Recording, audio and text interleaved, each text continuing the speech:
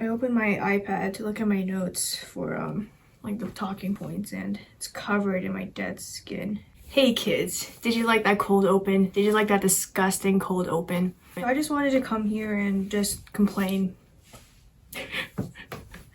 I have no advice. All I've been doing is laying in my misery. I think it is helpful. Something more helpful than useful advice is complaining and whining. So I've had eczema all my life, but luckily as an infant, I was not intelligent enough to be conscious and aware of my pain and suffering. Now that I'm 19 years old, I am constantly in pain. I've always had like some patches on my legs or my elbows, but only recently it flared up everywhere, all over my body. But most importantly, my freaking face is my moneymaker. So now I'm just going to rank everything on tier list because you have to rank everything that happens to you. So number one, let's just start with sweating. Only things that I know for sure that I react to badly is sweat. Yummy. So sweating makes me itch, but then at the same time, I'm also dry. So it's like, do I moisturize my armpits? B tier suffering. So you're sweaty and therefore you would like to shower, as one does. But guess what? Showering is a pain in the motherfucking ass. I used to love showering. It was like one of my favorite parts of the night before I go to bed. But now it's like a dread, an impending doom that I have to bravely face with my immense courage that I have developed over there. No, I cried at the sight of water.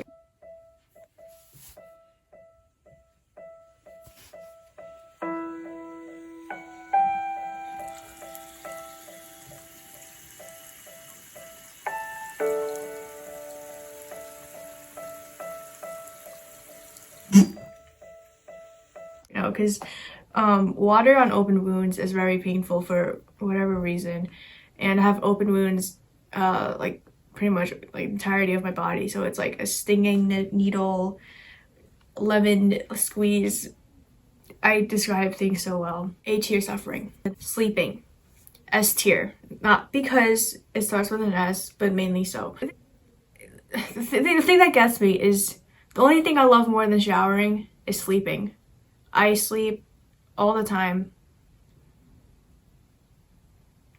But for whatever reason, I think it's like psychologically, like when you have like no stimulus, you tend to scratch. Oh, I'm scratching right now. Itching is worse at night, and that is when some nights like I literally like cannot sleep because I'm so itchy. And you know what? Okay, first of all, that's S tier, right? And the next thing is the fact that like I'm the one itching. Obviously, like itching is not something you can control very easily. But like in the end, it is me scratching my skin open. It is my responsibility. It's my fault. I'm the reason I'm suffering. I'd say that's B tier. Feeling ugly. Like I feel like I'm in this lizard suit because my skin is so dry and scaly. And my poor face. My poor face. My face needs all the help that I can get, and this is not helping. So yeah, that's no fun. I'd say that's C tier.